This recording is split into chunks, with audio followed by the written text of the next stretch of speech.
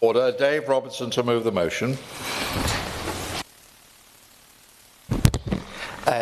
Thank you, Sir Edward. It's an absolute pleasure to be here and to be addressing you on what is a really important debate, and actually my first attempt, shall we say, at presenting a debate on behalf of the Petitions Committee. And I'm really chuffed, actually, that I get to do something in this vein, because actually what we're talking about today is something that's really positive and something that I'm sure every single person in this room has got really fond memories of. And that's basically childhood memories of family time away from home. I know when I look back at my history, I've got really, really clear memories of spending a lot of time in North Wales with my family, because I was really fortunate. Both of my parents were teachers. So actually, as soon as school holidays came around, we were all available. We used to, well, I was very, very, very fortunate, and I thank my parents very thoroughly for that.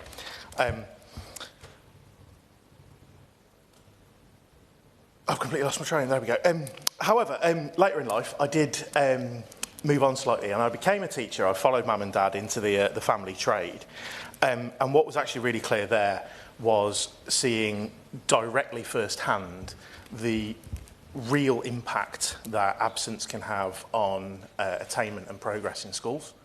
And often through no fault of any child or any parent, kids were unable to be in school, and it did leave them falling behind, and it did make life very difficult for them. And again, I'm sure everybody in this chamber would want to avoid being in a situation where any kid is unnecessarily held back for any reason, particularly something around attendance.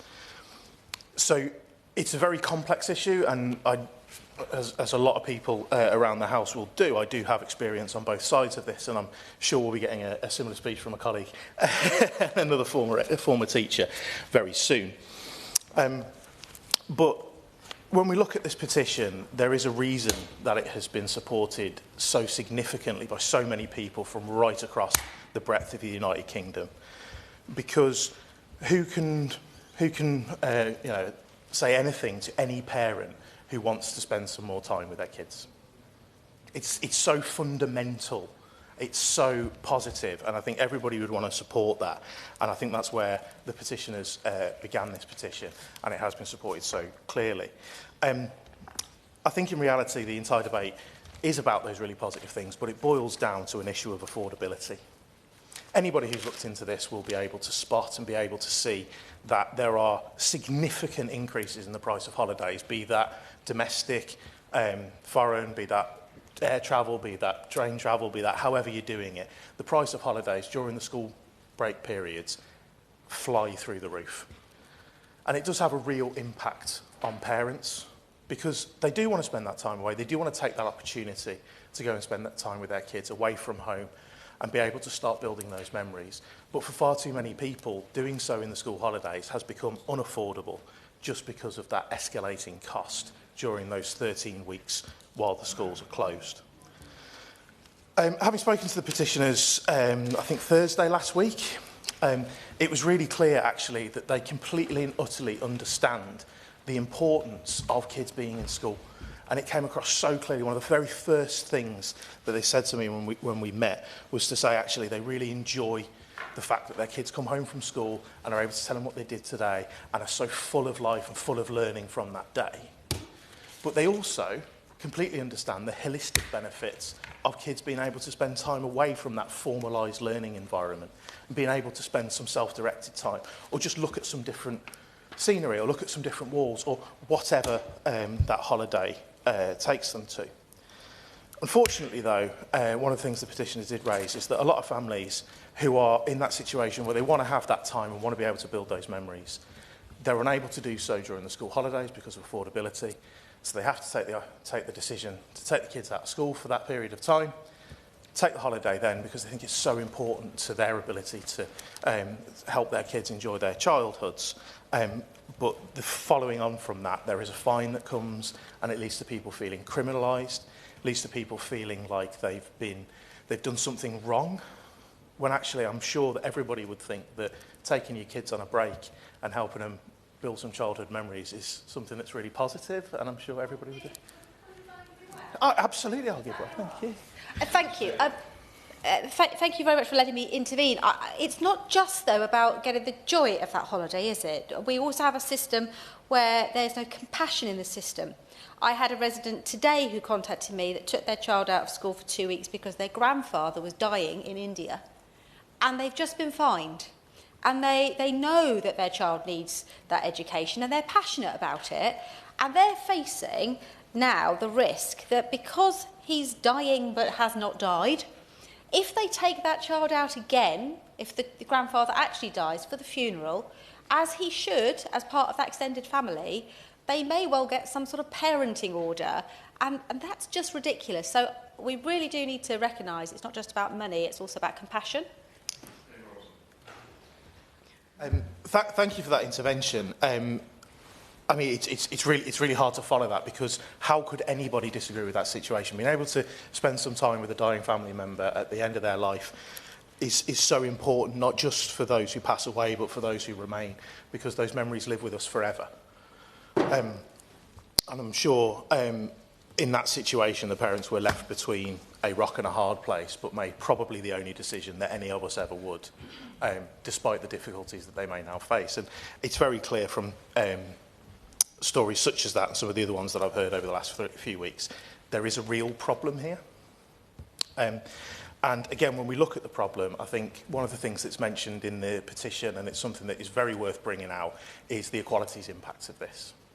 So it's written really clear in the petition that this is going to have a significant impact on particularly kids with those additional needs, because actually parents may already be facing significant additional costs of raising their children because of those additional needs, whether that's additional things they have to buy for the home, whether it's additional software or things that they have to support kids in school, or whether actually it's just the case if they're fighting through an SEND system which doesn't work currently, and all the additional costs that come with potentially having to raise things through tribunal and things like that.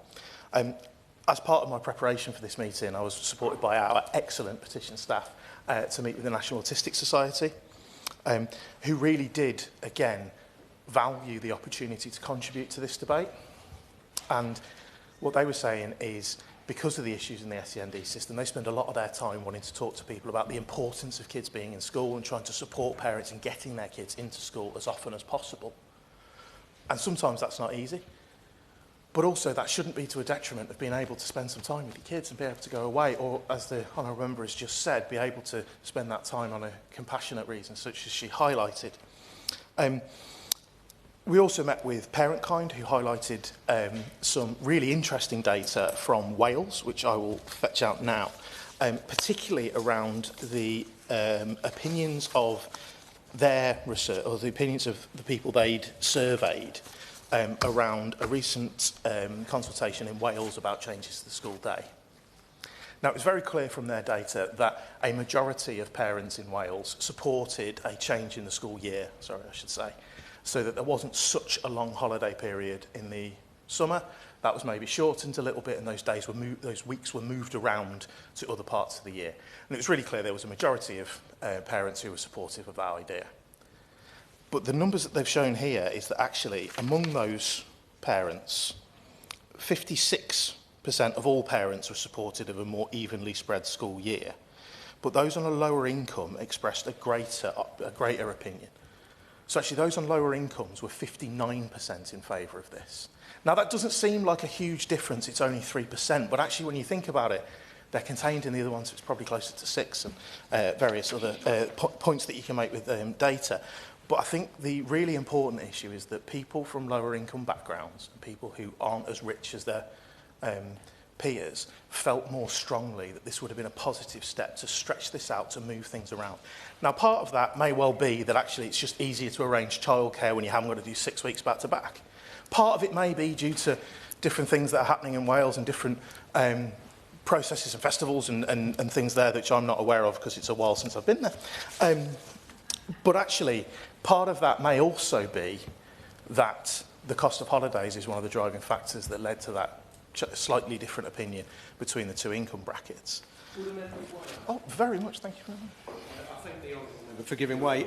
Do you think that there needs to be an impact assessment carried out by the government on the way the current rules impact, particularly on low-income families? I thank my honourable friend for his contribution. I think the idea of keeping an eye on this, and I think you're somewhat skipping ahead towards the later parts of my speech, but I like him, so I'll let him off. There is something that the government needs to do on this, and I think, as I'll touch on later on, there are clearly a lot of things and there are a lot of proposals which I'll talk about, but actually I think a lot of parents, and obviously the 250,000 who signed this petition in just 3 months before the general election kind of brought it to an end, would think that there needs to be some type of solution to this.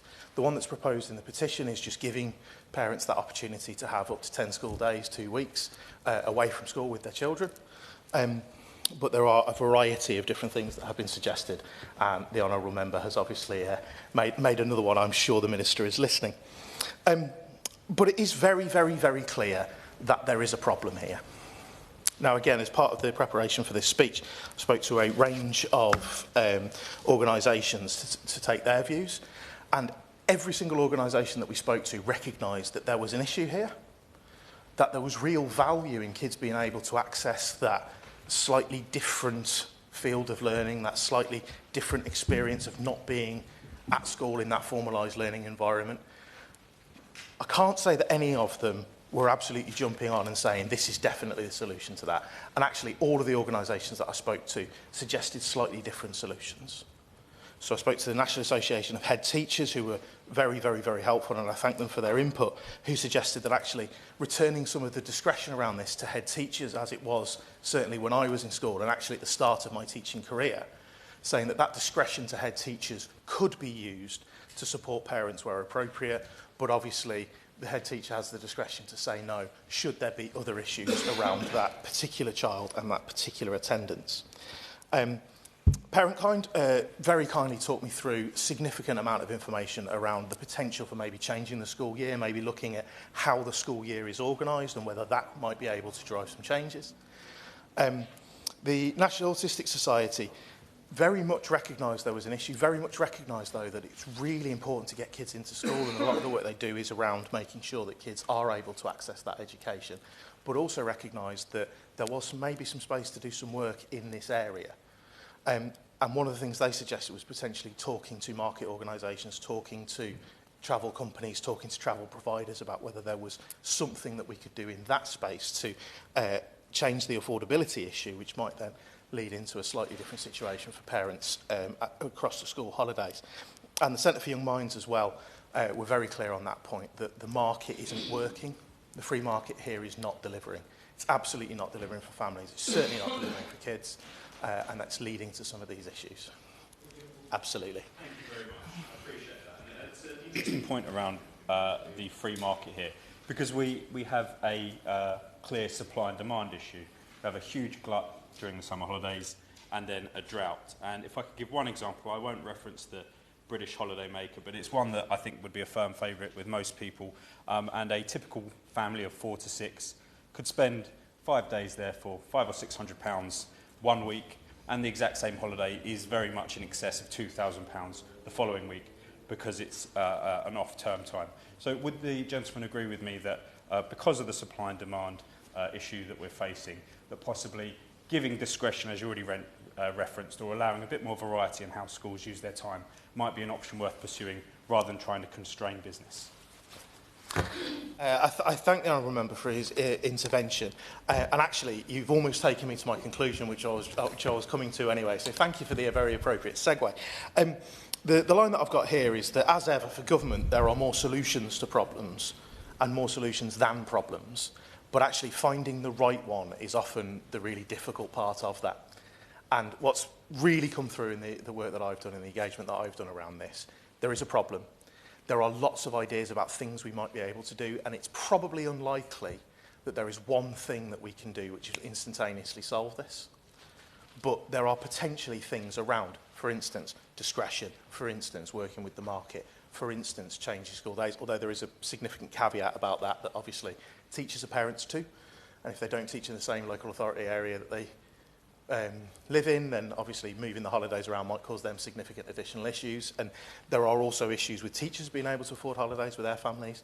It is a real viper's nest, and I don't envy the minister for having to try and find his way through it. But there are probably more solutions than we need on this one, and finding that right one will be a real challenge for the government, and I'll be very eager to hear the minister's response, because, as I'm sure a lot of people would say, it's not working at the minute, and hopefully we can use the great power of the British state to be able to look into this and find a better way forward for parents and for pupils. Thank you, Sir. The question is that this House has considered e-petition 658365 relating to holidays during school term time. And if you wish to speak, you have to bob, I'm afraid. Alison Gardner. Thank you, Chair, and it's a pleasure to serve under your chairmanship, and I thank my honourable friend from Lichfield for us bringing this petition and this debate to this hall. I will say, as mentioned, that I am a teacher of 30 years' experience, but I also have fantastic, wonderful children in my family who have certain difficulties where it has been absolutely the best possible thing that we could have done is to go away on a family holiday for various reasons, and we still think we did the right thing. So I see it from both sides. And as we have heard today, school attendance is absolutely vital to children's development, not just for their academic skills, but for their social skills and mental and physical well-being. And I am proud to support a government that is committed to properly resourcing our education system. But with an absence rate of 6.7% last autumn, we risk far too many children being left behind. And we do have a unique situation at the moment post-COVID that we are getting more challenges with, getting school attendance and addressing the mental health problems of the children that we have. So I appreciate we're in challenging times. But as we've heard, there are some very good reasons why a child has been absent. There are children and families in my constituency of Stoke-on-Trent South in difficult but sadly not unique circumstances, including bereavement, has been mentioned. And bereavement is never just a one-off event, it's often a long sequence of events. So I think your point was well made, and thank you. And fines will not only beat these people down, and it will not encourage attendance. If a family has a child with special educational needs and disabilities who is having a particularly difficult time and needs more time, the fine is not an incentive. It is a punishment for looking after your child. As is clearly laid out in the petition, there are families for whom travelling outside of term time is quite impossible. Costs are higher, and planes and trains are overcrowded, so it's not just cost, although there are families in financial difficulties, but for children with special needs or in a unique situation, travelling at very busy times can be challenging. And we do sometimes need family holidays in difficult times, and those difficult times do not respect term times. So taking their child out of school is the only option. Again, this is unfairly punishing already struggling families, and worse, compounding an issue that already exists. And I do understand that there is some still exemptions and head teacher discretion, but as we've just heard, I think more needs to be done with that. And I speaking to parents of children who have contacted me, and I was speaking to only one this morning, that discretion isn't always evenly given. And as I point out, this is not hypothetical. In my constituency of Stoke-on-Trent South, my constituents are 20% more likely to be living with learning disabilities than the national average. And the parent I spoke to today in my constituency has a neurodiverse child who has, unsurprisingly, as it frequently happens, went undiagnosed. And because of this, experienced a sequence of circumstances in school where he experienced quite severe trauma and eventually became a school avoider. I want to stress that I do know the mum of this family. They are good parents who have given up a huge amount for their child, and indeed they have a second child with special educational needs. The threat of fines does nothing to help them or their child, and it just adds stress on stress. And I am just going to take a little bit of time to just go in deeper into that story I heard today. Not only was it that this parent was taken in and said, right, we need to talk about fines, we're going to take you down to the court process and the threats of court on them. At one point, because the child was having significant problems, they were trying to get them into school, the child was having a meltdown and was, as we've all done, if you're a parent and you're dealing with a very young child who doesn't want to do something, they kick and lash out. And because of this, the teachers saw the child being violent to their parents, and they were even suggested to use the youth offender, go down the youth offender system of a primary school child. You don't need that sort of stress. And in their parent support groups, and this is, she says she was told this personally, and other parents report this as well, advice such as try making your home life more miserable so they want to go to school. So this indicates the experience of parents fighting to do the best by their child, with children who do not want to go to school and they're just trying to manage the best time. And the fine system is just causing supreme difficulty for them. And I was a teacher for 30 years.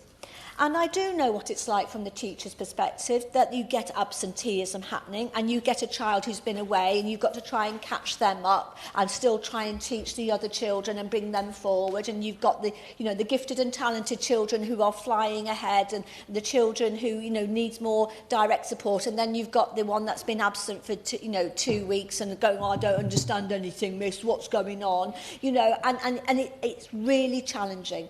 And I understand the school perspective. So not just because we want the children to get the best possible education in their life, but we also understand that the education system and the teachers want that child to have the best education as possible, but it's challenging to work in those environments. So I see that side of things. But I have also seen countless children and parents struggling with attendance, not on its own, just don't want to go to school, but as part of more complex, unique set of needs that cannot be solved with fines. For these parents, especially those on lower incomes, for whom these fines will be more damaging, there must be exceptions. And with 30% of children in my constituency, again above the national average, they live in relative poverty, and the whole fine and court process is overly punitive. And again, having to travel in expensive times is very difficult. So this does not produce the intended outcomes of improving attendance. It taxes an already overwhelmed system, by the way, and places further burdens on those that need support, not punishment. We need a balanced approach that tackles those who take their children out for unwarranted reasons. I understand that. But we also need an approach that supports families who are struggling to best support their children. And sometimes that does mean taking them outside of the school time to have a break, to have that respite. And that was a word that was used. It's not a holiday, it's a period of respite. Therefore, I support the principle of this petition. Lib Democrat spokesman Ian Solomon.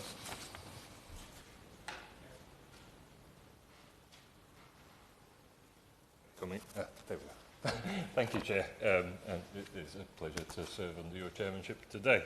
I'd like to thank those that have already made contributions today, and Member for Lichfield for bringing this before us on behalf of the petitioners, and also to thank the 250,000 members of the public who made their voices heard by signing and this petition so it could be heard in Parliament. Chair, the UK is facing a absence crisis, I think it's fair to say, in schools. While the pandemic itself obviously gave a rise to a huge spike in pupil absence, since those restrictions were fully lifted in 2022, absence rates have yet to drop back all the way down to the pre-pandemic levels. And in fact, the general absence rate in the 2022-23 academic year was still over 1.5 times higher than the rates recorded during the 6 years prior to the pandemic. So persistent absence, that is missing 10% or more of lessons over a year, does a huge amount of damage to children's education and their prospects, both academically and socially. And just to emphasise the point, 19.2% of children in England were persistently absent, by that definition, during the last academic year. So the Liberal Democrats have welcomed the government's mission to lower school absence rates. The announcement of free breakfast clubs to all primary schools in England, that's due to roll out next year, is a very good place to start on that persistent absence problem. But the Liberal Democrats also believe that the use of increasingly punitive measures to tackle pupil absence more widely is certainly wrong. Parents and others who are the primary carers of children are responsible not just for their academic attainment, but for their overall well-being and learning.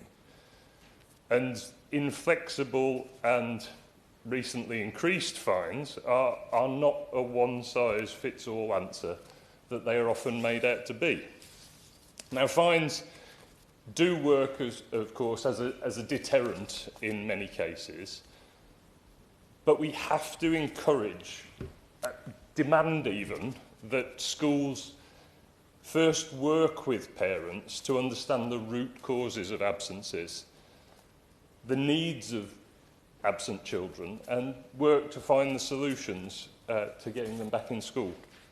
Simply slapping parents with financial punishment for issues that are often completely out of their control is not the answer. So let's come to the issue of absence due to holidays specifically, as this petition has brought before us. That's the issue that the petition concerns. Now, I'm sure none of the honourable members here would at all doubt the importance of family holidays for children. Whether abroad or in the UK, the chance for a child to have a break from their usual routine, perhaps by visiting and socialising with relatives or seeing historical sites. A member for Lichfield had very fond memories of childhood in Wales, budding Dylan Thomas, maybe.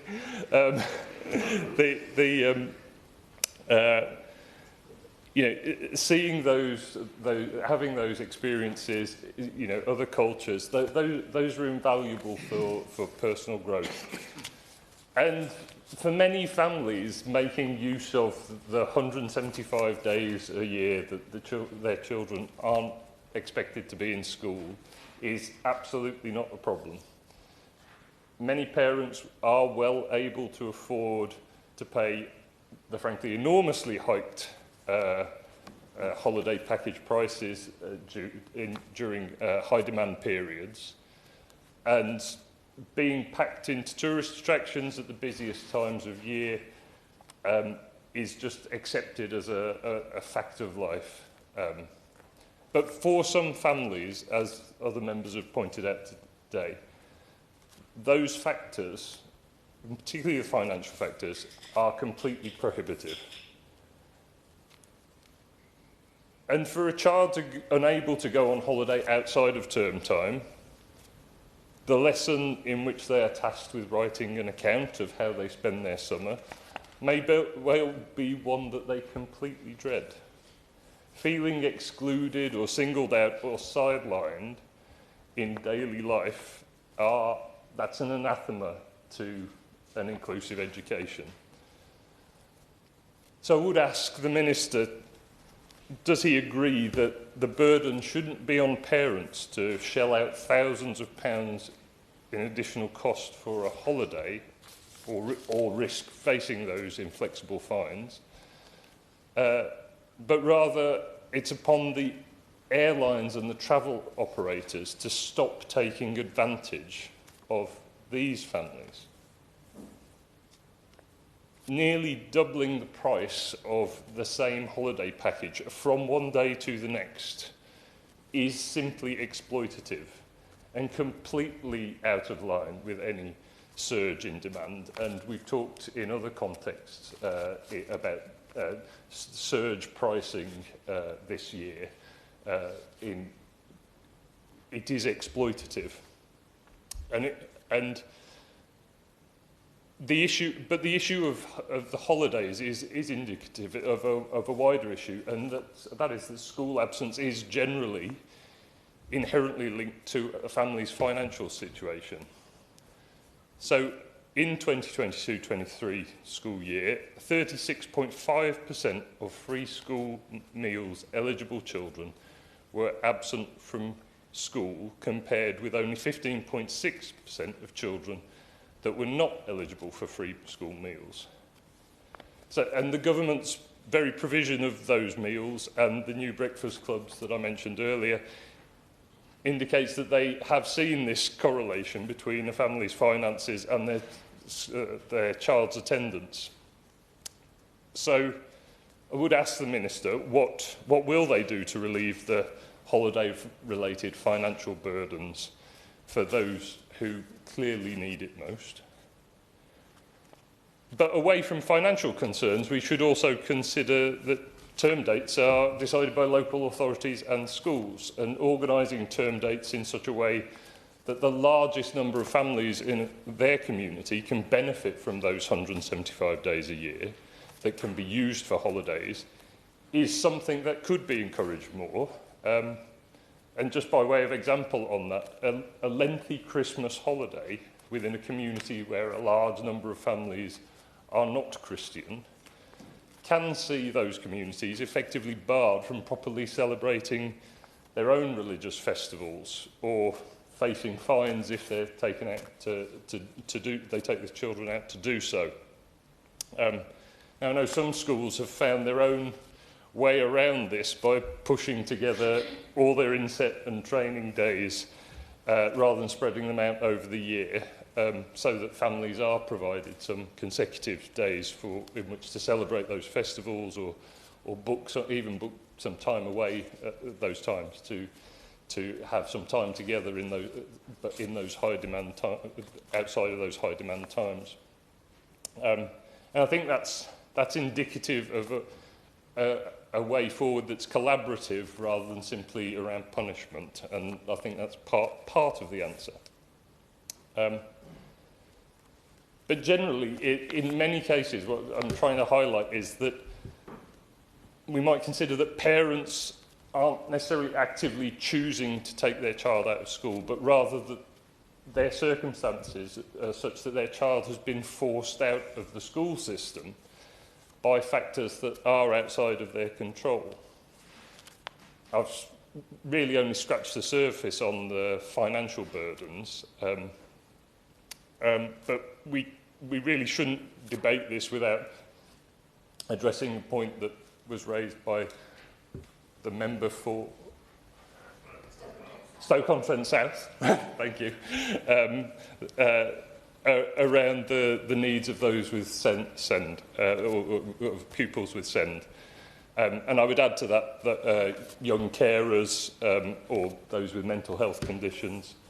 And those needs are consistently not being met, both in the classroom and that knock-on effect that has at home in terms of the pressures. And I'd use an example from my own constituency. So across Cambridgeshire, the rates of school absence for those with SEN support and those with EHCPs, education, health and care plans, those are quietly rising year on year. And I would suggest that that's a direct consequence of inadequate SEND and EHCP funding that in Cambridgeshire's case is stuck at levels decided nearly 10 years ago. That is a multifaceted problem, and I would suggest that it needs to be tackled constructively, not punitively. And the Liberal Democrats have long called for measures, particularly around mental health, by including a dedicated qualified mental health professional in every primary and secondary school, as well as giving local authorities extra funding to reduce the amount that schools have to pay towards the cost of the EHCP. I guess what the bottom line here is that I'm driving towards is understanding the reasons why a child isn't attending school, whether that's for holidays or the financial reasons that I've mentioned, or SEND or young caring responsibilities. It's getting that to that understanding is the most effective step to begin to reduce it. We have to understand the problem if we're going to do anything about it. So I would suggest that the government adopt Liberal Democrat proposals to set up a register of children who aren't in school, so that we can build that understanding and therefore remove those underlying barriers to attendance. Chair, just to finish up, this petition and indeed the wider issue of school absence, it's not a question of making children attend school, but it's an issue of making sure that children are able to attend school. It's not about forcing children, it's about enabling them. And I'd say that the duty's on government as well as parents and caregivers jointly to provide children with the education that they deserve, and costly punishments aren't the solution. Thank you. Yeah, right. Thank you, Sir Edward. It's a pleasure to serve under your chairmanship.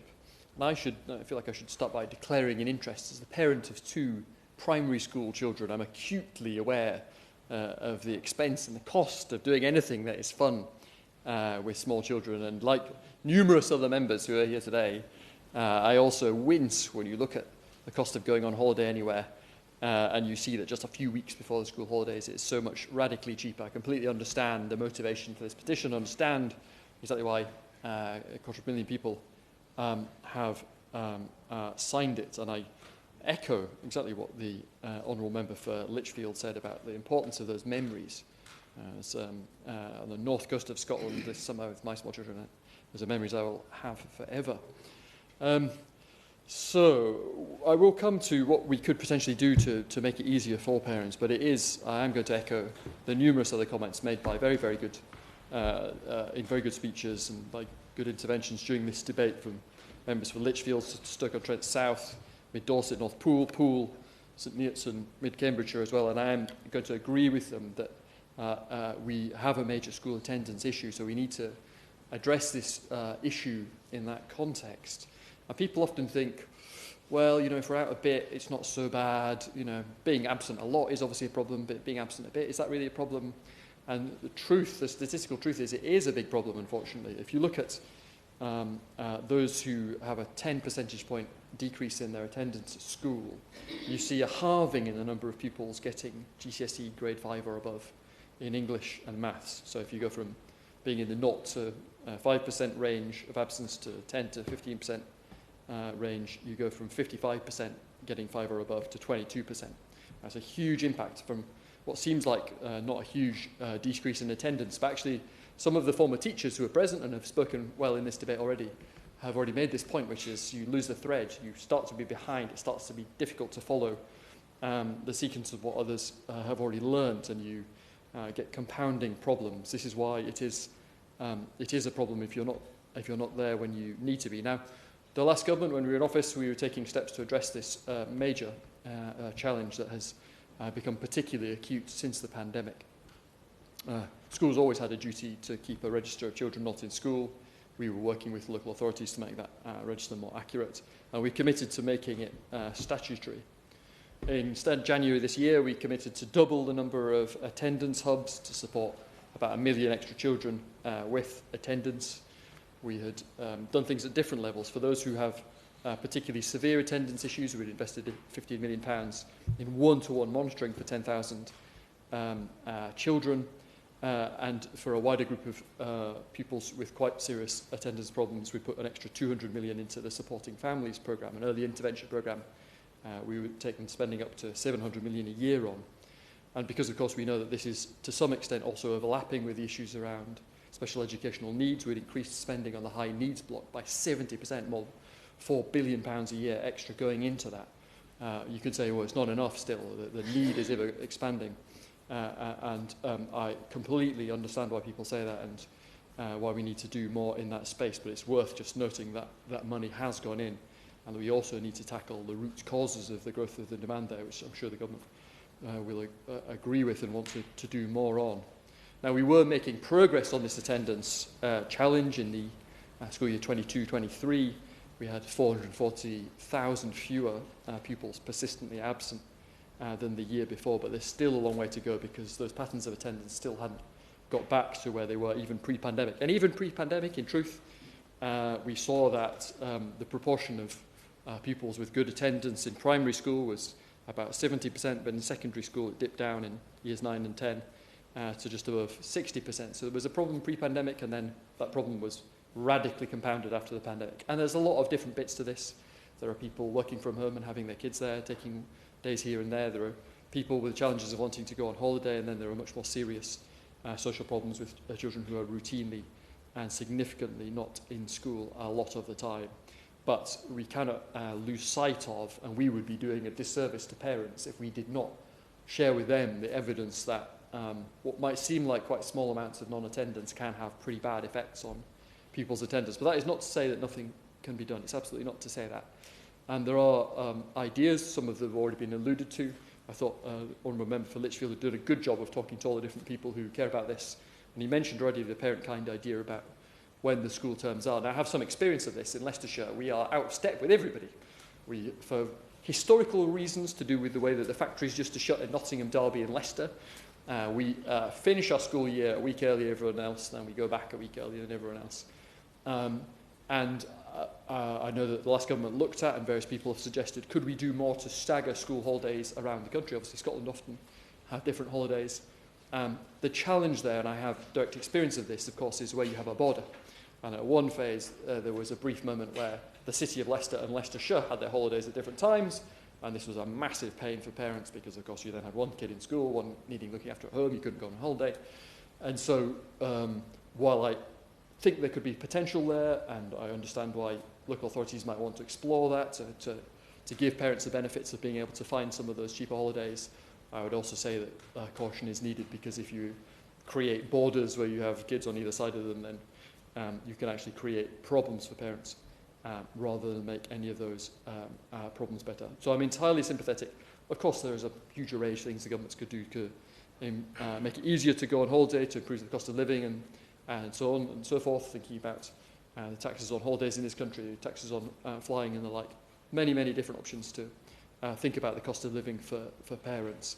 But while I am supportive of schools, of course, being compassionate, of course, being sensible, particularly about bereavement, as the Honourable lady from Mid-Dorset and North Poole pointed out, absolutely, we've got to use that discussion that is there, and my own schools on the edge of Leicester do a good job of using their discretion to be sensible about the fact that they're often juggling at least the festivals, at least 4 different major world religions at the same time, which is not easy for them.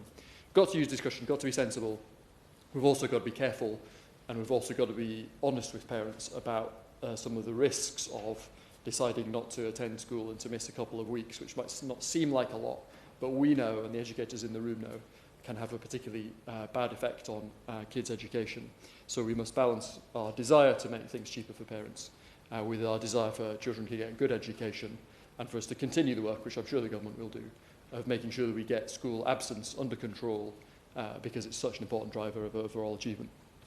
Minister.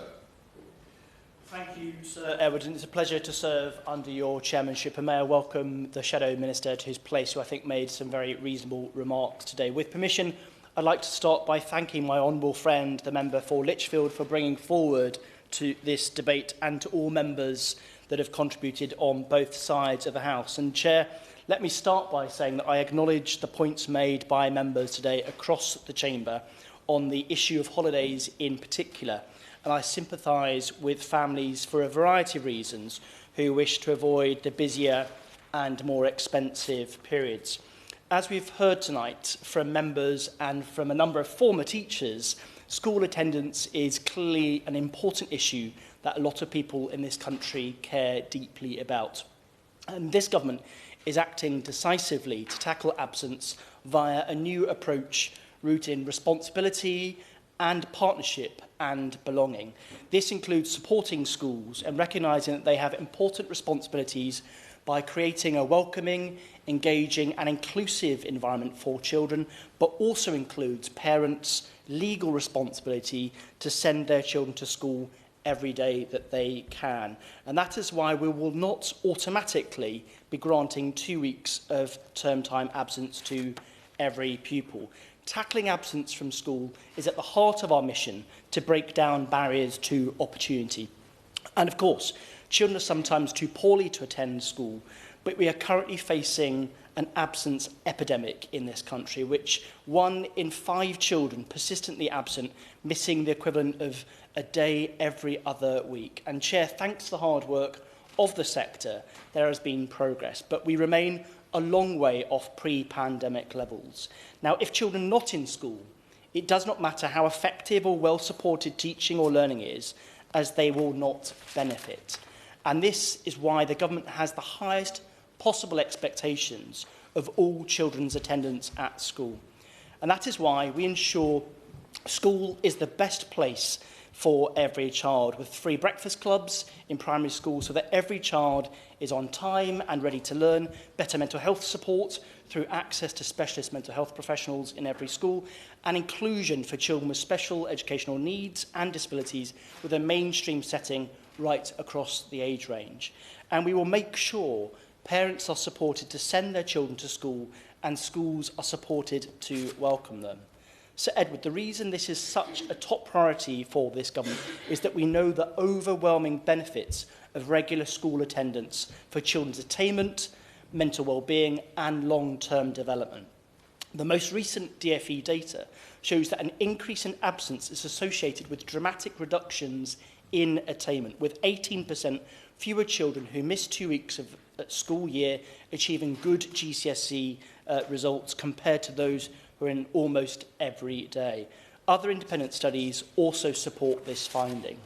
Now, some members have questioned whether this evidence applies specifically to absence for holidays, and there is clear evidence that it does. Analysis undertaken by the Office of Children's Commissioner in 2023, for example, shows that any amount of holiday during term time is associated with lower GCSE results. We also know that absence for term time holidays cannot be seen in isolation. Children inevitably miss some school due to childhood illnesses. And based on the most recent census data, a child who's taken out of school for a 2-week holiday every year, who also has an average number of days off for sickness and medical appointments, will have missed the equivalent of a full year of school by the time that they finish year 11 at age 16. Let me repeat that.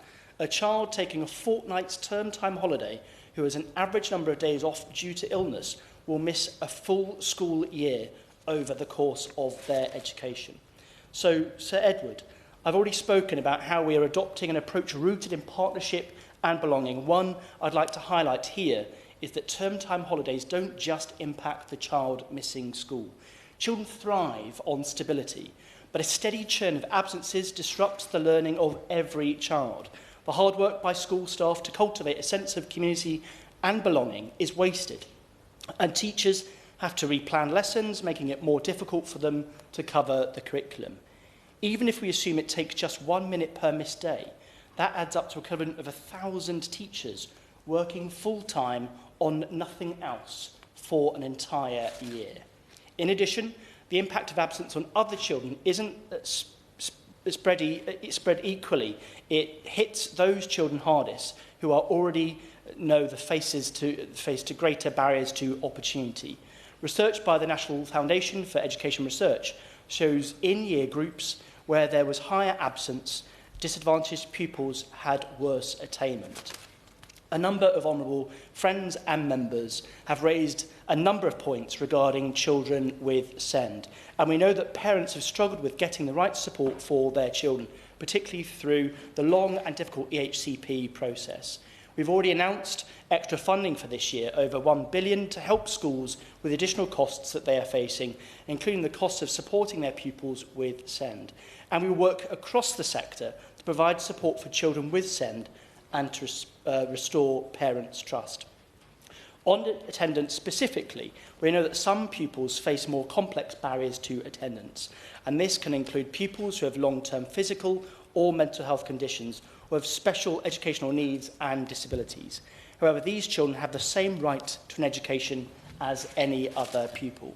It's also worth noting that the National Framework for Penalty Notices strengthens protections for SEND parents by, for example, absence cases other than holiday, including an expectation that attendance support will have been provided before a penalty notice has been used. And our updated guidance on attendance includes more detail about additional support where a pupil is not attending due to unmet or additional needs. It sets out clear expectations on how schools, local authorities and wider services should work together to access and provide the right support to improve attendance. A number of members this afternoon have also raised with regards to issues around holiday prices and term times. We are, of course, recognising the concerns raised by honourable members on behalf of their constituents regarding the cost of holidays at peak times. However, travel companies, airlines and hotels are, of course, private companies that set their own prices based on their costs, competition and profit margins. And the government does not have the authority to dictate pricing strategies for private companies and businesses. As mentioned during the debate, I would note, however, that schools and local authorities do have the flexibility to plan term dates themselves and hold inset days and other occasional days at less busy times of the year, which can help families to plan family breaks at times that suit them. I know, for example, of councils and school trusts that have trialled a 2-week half-term, including my own constituency, or slightly later summer holidays. These were similar points made by the Liberal Democrat spokesperson. But I will stress that we are interested in anything more the holiday companies and other businesses in the sector can do to make holidays in peak times more affordable for families. A number of members have made remarks about penalty notices, which came into force following national consultation. And this is designed to embed our support-first approach and to improve consistency and fairness across the country. But it should always be used as a last resort. On bereavement, our guidance requires schools to take a support-first approach. Schools do have the discretion to authorise a leave of absence in exceptional circumstances. So, in conclusion, Sir Edward, as I bring my remarks to a close, let me once again thank all members for their contributions today. I acknowledge the strength of feeling behind them and that family holidays can be enriching activities. But we are not ashamed of the importance that we place on children attending school.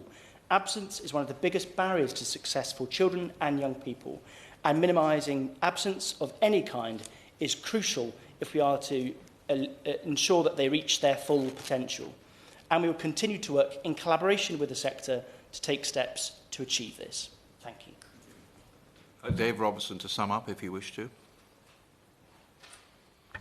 Thank you, Sir Edward. And I have now realised that I may have omitted to say how much of a pleasure it is to serve under your chairmanship. At the start of the speech, I am happy to correct the record at this instance. It is, I think, although we've only had a small number of speakers, I think the depth of research that's been done, the depth of understanding of this issue from across the chamber and across all parties, or the vast majority of parties, has really shown that this is something which is being looked at by individual members, by the government, by all the political parties. It's been, I think, a very good debate in that we've heard a lot of different viewpoints, and it was good to hear the Minister's response on that issue. Thank you, sir.